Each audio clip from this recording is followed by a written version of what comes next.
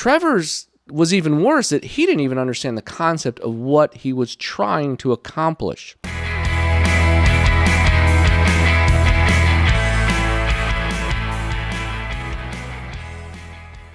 Dark Star, President's Cup, Trevor Immelman. He could have messed it up more, but I'm not sure of that. The job of a head coach is to coach the team to victory and have the right strategy. Not happen. It did not happen. Yeah, Trevor missed the concept of what you needed to accomplish to win the President's Cup. That was to accumulate 15.5 points.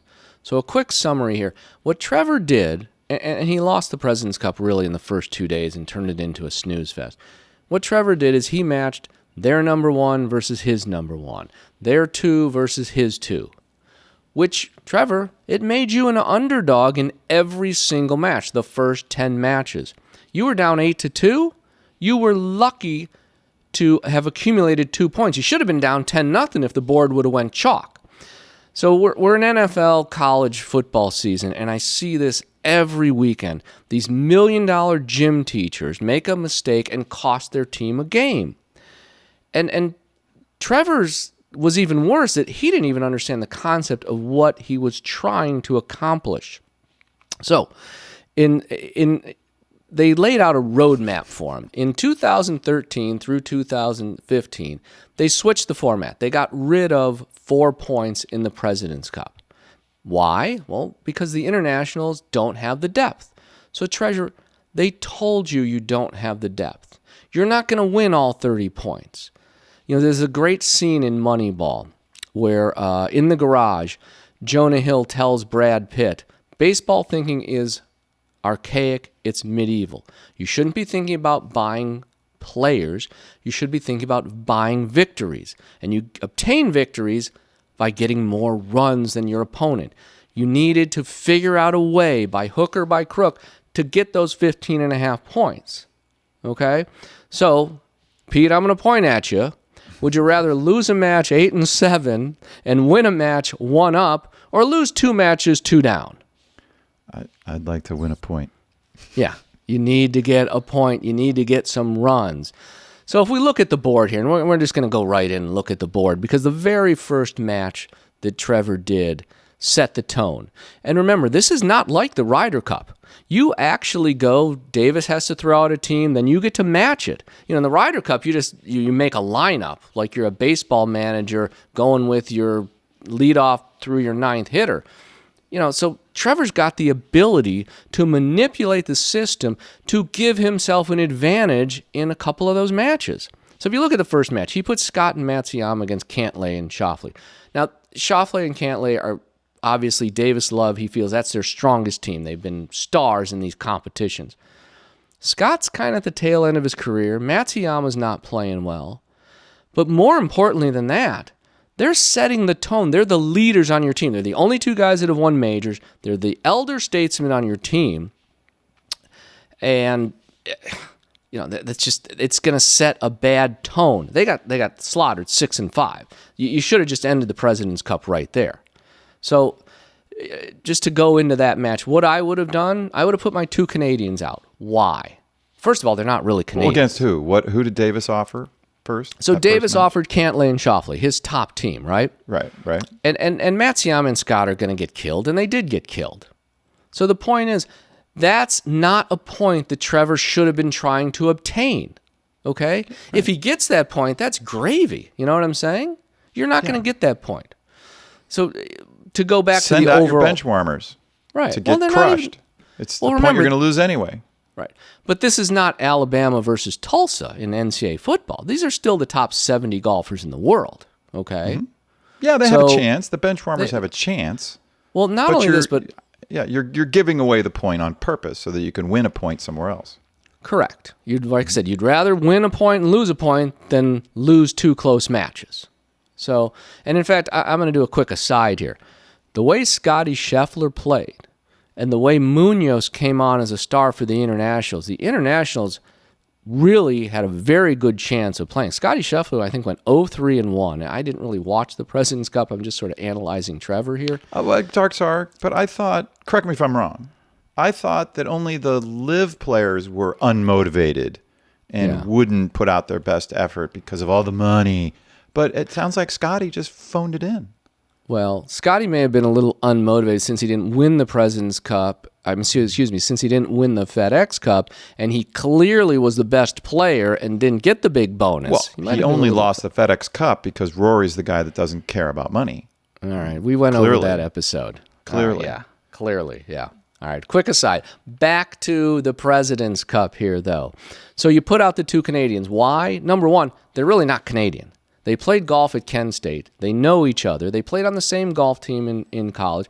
And I think Kent State is up in Northeast. It's only like 6 hours from Quail Hollow. Who are those guys? Who are the guys you're mentioning? That was Connors and Penrith, the two Canadians that played 6 hours away from Quail Hollow, their college golf. Okay? And they shouldn't feel any pressure. Now, it's the President's Cup. They're going to feel some pressure. Okay? But the point that I'm making here is they're decided underdogs. They don't really need to worry about anything. Go out and have fun, guys. You steal a point or a half point. I'm Trevor Immelman, and I look like a genius. I throw out Scott and Matsuyama. They get throttled. I'm Trevor Immelman, the unwatchable one, and we'll get to that statement later. Well, you reverse the pressure, right? You make a bunch of excellent points here. You've reversed the pressure. Now the pressure's on Cantlay and Schauffele to not screw it up. This is an automatic win, guys. Don't mess up. Yeah. If I'm Davis Love, I'm like, guys, you have to win this match. Now look what we've done. And then, so we'll go quickly down a couple more matches. So first of all, then the next match is Spieth and Thomas. Now, Spieth and Thomas, I think, in the next decade are going to be known as the greatest foursomes team because they know each other's game, they're friends, but it frees up Justin Thomas because Justin Thomas can go for every pin because doesn't matter where I put Jordan. Jordan's better off 60 yards away in the parking lot than he is from 160 in the middle of the fairway, right? So those guys He's a good chipper. Yeah, So anyway, my point is there's another match. I throw out Munoz and Peretta because, once again, I'm not looking to win 5-6 points if the first day. you give me Spieth and Thomas, I'm going to give you a ham sandwich and a bag of potato chips. Right. Because my goal is in these first 2 days, which is, like I said, the same thing as the first day in the Ryder Cup, my goal is to get, if I can get 4 points, that's great. I'm right in this. If I get 5 points, that's incredible, right? I mean, it's just not going to happen. We're not supposed to do that. That would be a huge advantage. But let's try to get 3 or 4. Let's give ourselves an advantage. So if you go down the board, I think the other concept that Trevor missed out on, who are my best players? My third match, I'm putting Kim and Im together. They're my two top players. Im has been playing great golf, and Tom Kim just won the Slot Machine Open last weekend. So he's obviously playing well. So that's a huge, concept, obviously. We need to get the points. We didn't give ourselves a chance to get points because we made ourselves an underdog. Yeah, I think you look down the board and you're like, all right, Kim and Im can win a point. Where are my 4 points? Like, where are my 5 birdie holes, right? I'm not going to make a birdie on 17. I'm going to birdie these 4 holes. I'm going to par the rest. That's your overall strategy. Matsuyama and Scott, if they're going to be paired, I need that point. So I'm going to have them play against a ham sandwich and potato chips. I want Im and Kim to play against, cheese doodles and an ear of corn. Et cetera, et cetera. I think that's your point. Yes. And it's knowing the players. Colin Morikawa wasn't playing that well for the United States side. And the other concept, of course, is and we're looking in the retroscope here. With Scotty Scheffler not playing well, you had a real chance of winning this event. I mean, who would have thought you would get 3.5 points off of Scotty Scheffler? If you were in Vegas and, well, you're going to get 3.5 points out of Scotty Scheffler. Well, I'm going to put the house, the wife, the dog, and 2 of my 3 kids on the internationals. Maybe not the dog. No, not the dog. You're right. The house and the wife. Yeah, for sure. All right. So anyway, it's the same concept in the second day. You throw out a Hail Mary against Spieth and Thomas, right? You put your better players against their weaker players. It's not rocket science here. Okay? Now, and to put things in perspective for the entire match, okay? You only needed to flip 3 matches to win. One of the things people don't understand about when you've got professionals playing. There's really only 10 matches that can go either way. You're going to win 10, they're going to lose 10. But you only needed to flip 3 matches out of 4 days to win the President's Cup, Trevor. So, like I said, he missed that concept. There was an incredible miss of, I need to get 15 and a half points, right? I don't think he missed it. It never occurred to him. Well, that's right. It's like, it's not the last thing on my list. It's not on my list. Yeah. What are you talking? He would be like, what are you talking about? Yeah, and he failed, obviously, he significantly failed to recognize the second concept. He significantly failed to recognize the strengths and the weaknesses of his players and who was playing well and who wasn't playing well. But there's actually a deeper miss here for the internationals and for the future of this type of format. Lay it on us. The Europeans started to win the Ryder Cup consistently because they fostered that mentor-pupil relationship. Seve took Ali under his wing. Faldo took Westwood under his wing. And they developed a team for the next decade. Obviously the 2 Spaniards took Sergio under their wing, and he became the greatest points accumulator of all time in the Ryder Cup. And the irony of that statement, that, like I said, Trevor totally missed that. Totally missed that mentor relationship. He got lucky where the 2 Australians, he did put Scott and Davis together, and Davis did have a very good President's Cup. But that was almost by default, right? But the irony that I'm talking about here, because we do talk about live golf a lot, who just won the live event? Pete, I'm pointing at you. Shakara, right. Exactly. Why did Shakara go? Do I get something? Oh, you get 2 cotton candies. 2 cotton candies and a Milky Way. Anyway, but the point... I like the Milky Way. Snickers. I like Snickers. Snickers, okay. Anyway, but the point that I'm making, why did Shakara go to live? You know what he said? He said, I am looking forward to playing for Sergio Garcia and being mentored by Sergio Garcia. He did say, very adroit guy. Shakara's got a brain on his head, and it works. He's a thinking man fan, no doubt. Yeah. He's got a brain in his head. And how fun is it on live when you get showered in champagne after you win an event? Yeah. Meanwhile, it's Formula One. It's awesome. You're grinding it out on the PGA Tour, and Trevor sticks the mic in your face at the end, and you're dead. You played 4 days in the heat, and you just want to get home. And it's like, I've been living out of a suitcase, Trevor. I haven't seen my wife and kids. Get the mic out of here. I got to get out of here. I need to catch a nap on the plane. My daughter just got a new tooth. That kind of stuff. Good. So he missed 3 major concepts there. Very disappointing. Like I said, I'm considering Trevor. Maybe we need to blame Gary Player and Ernie Els for not going over this with him, because to me it's an obvious concept. There's always great analogies from baseball movies. Trevor, you just needed 3 points to, even a couple points more in the beginning makes it a hell of a lot. I might have even watched. If it was 7-3 or 6-4, I might have watched after the first couple days on the weekend. But I got to be honest with the fans out there. I didn't watch.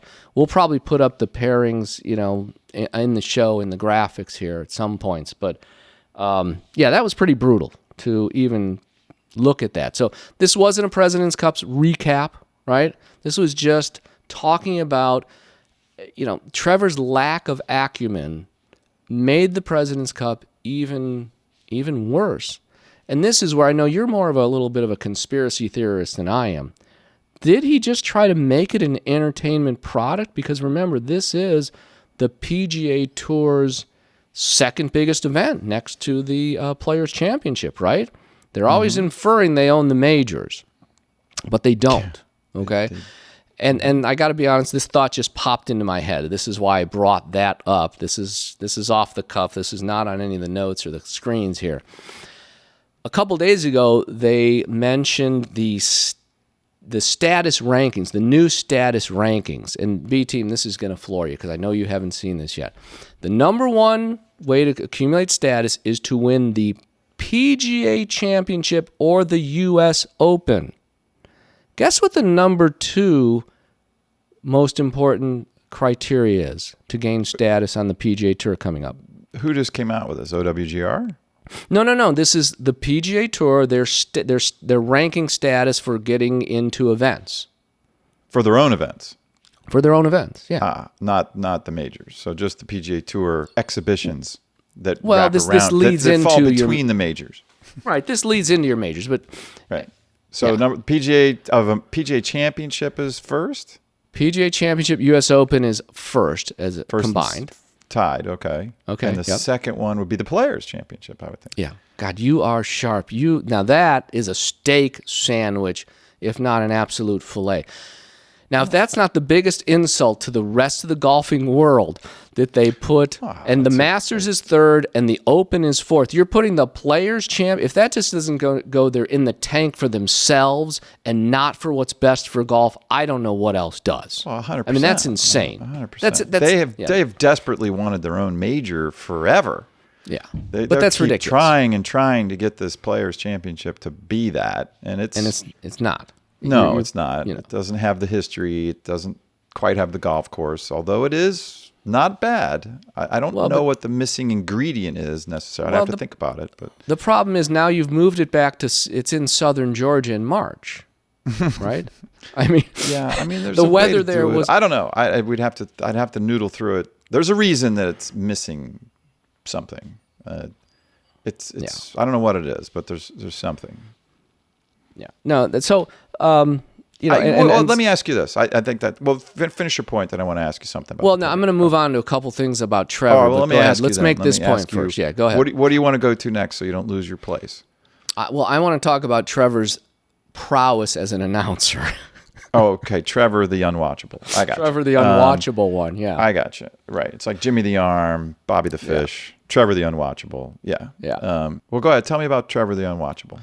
So then I was going to talk a little bit more about Trevor to just, show his depth and acumen. So I was flipping back and forth between the Live event and the Slot Machine Open. And a quick aside here, we've had some of our audience talk, and somebody in the audience brought up the fact that the BMW, the flagship of the European Tour, was worth less than the Slot Machine Open and the Wine Country Open, these minor events, which shocked me. I was even surprised. But the point that I'm going to make here is, on the Live Golf, there's no commercials. It's all golf. It's almost too quick. They have the coverage is much better. So, like for example, when DeChambeau putts for eagle and misses it, they don't show him tapping it in 20 seconds, walking off. They show DeChambeau moving up the pylon, but they've already moved on to another shot. So the PGA Tour, which now unfortunately has replaced Faldo with Trevor Immelman, okay, and Trevor is unwatchable. Not only is there coverage, they barely show any golf. We've had the comments. I actually like to see golf on my golf coverage. But there were two things I got to bring out. There's no fat and fatty food. Yeah, that's true. There's no golf on golf coverage. Well, actually, so one more quick thing before I get directly to Trevor. I actually got out the stopwatch on my phone. I'm not making this up. I rewound something. Tom Kim was in the bushes on the left with, I don't know, like on hole 14, right? He was in a shrubbery? He was in the shrubbery. They had the camera on him for 2 minutes and 19 seconds, watching him look at the yardage book, talk to the caddy, throw up grass, look at the yardage book. 2 minutes and 19 seconds. I was dumbfounded. I couldn't believe who's managing the coverage on the Golf Channel. I'll throw that in there. The PGA Tour took over the technical production of all the tournaments that they own. All right. So they took it away from CBS and NBC with the new TV deal because they want to control all the digital content themselves. Okay. So that's the PGA Tour's producer in the truck that's screwing that up. He's not giving the feed correctly. All right. So Trevor must have pictures of the head of NBC with the cheerleaders, because a couple comments about Trevor then. There's a situation down the stretch where one of the younger players hits it in the water on the third to last hole, and it ends his tournament hopes. And so What tournament? The Vegas thing? The Slot Machine Open, yeah. Uh-huh. So Rolfing's like, he can't quite see it. I don't know where he's positioned. He's like, that ball looks like it's coming up short. I don't know where did it go. And there's an uncomfortable pause, and Trevor, who's the color commentator, his job is to add interest and pique our thought. There's an uncomfortable pause, and Trevor goes, "I saw a splash."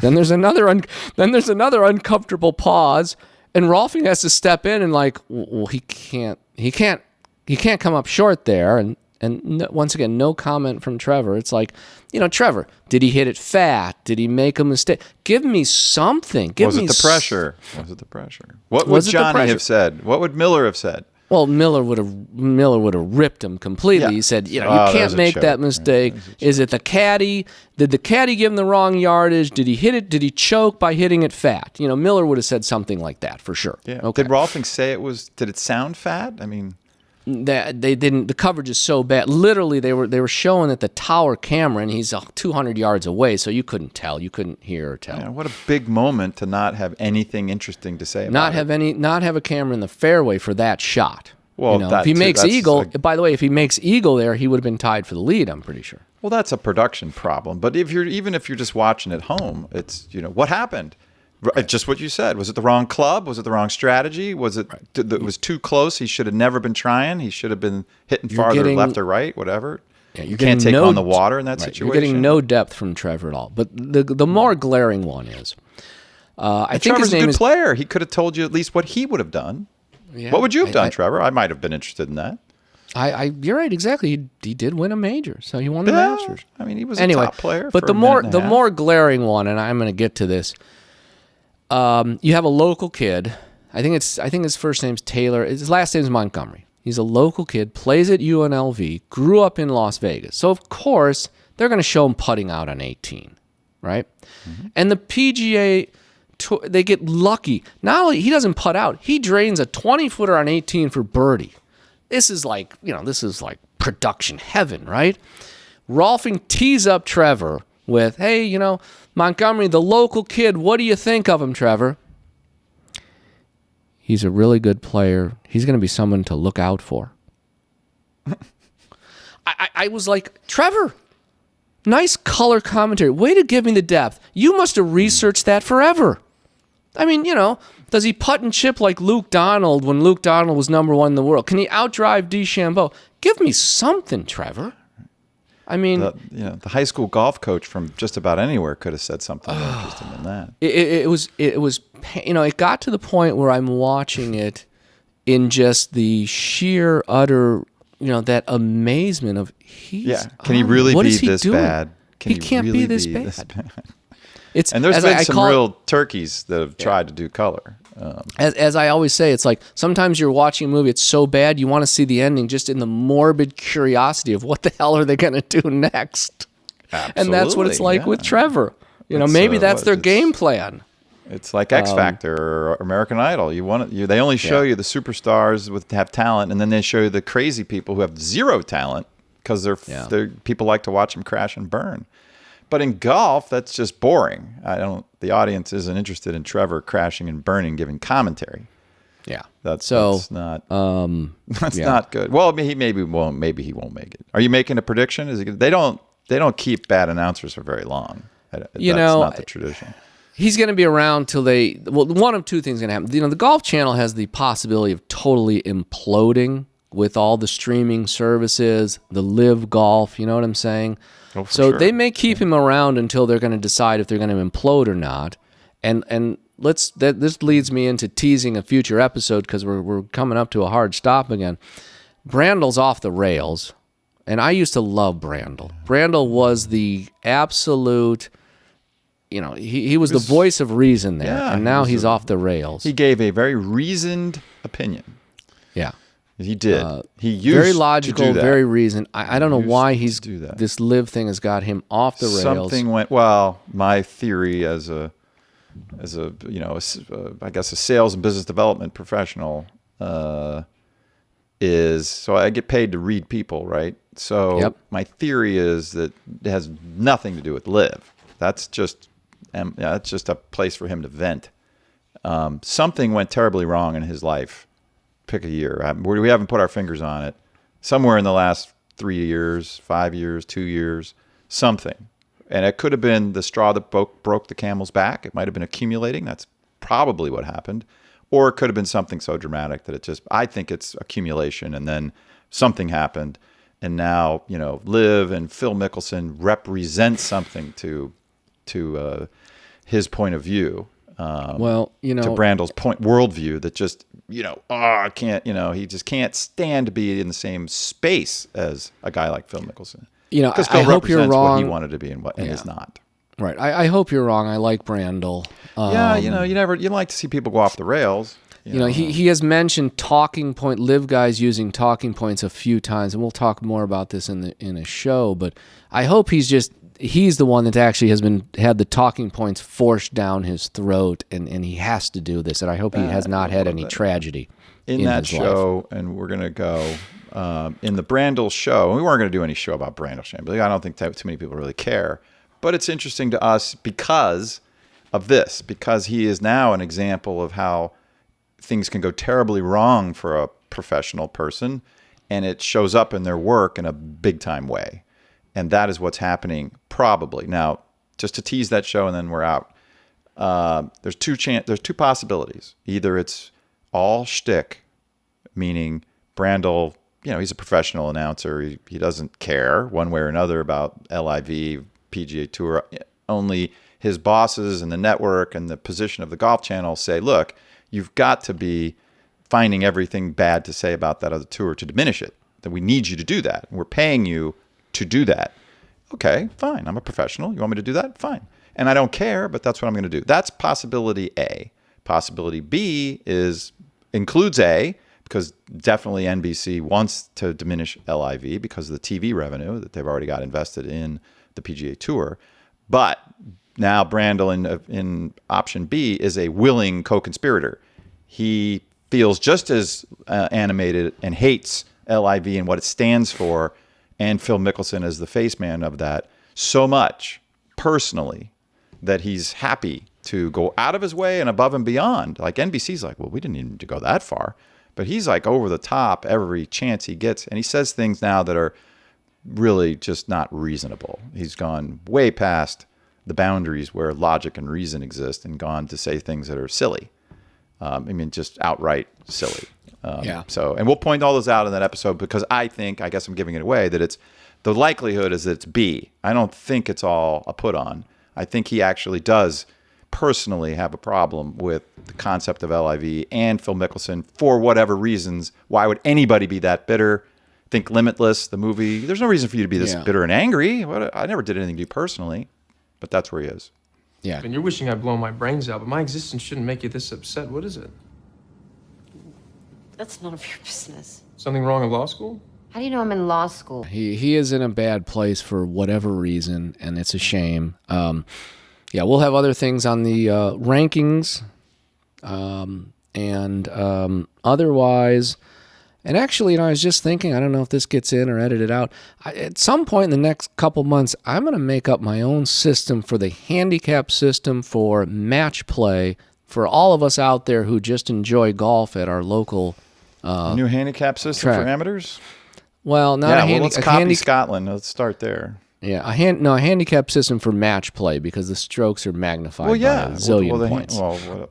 Gambling and all that is match play. Yeah. Right. Typically. So, all right, well, B team is out. Yep. Dr. Darkstar's out. We'll see you soon.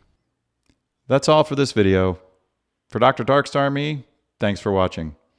This is a show about finding logical conclusions, and we appreciate you coming along with us.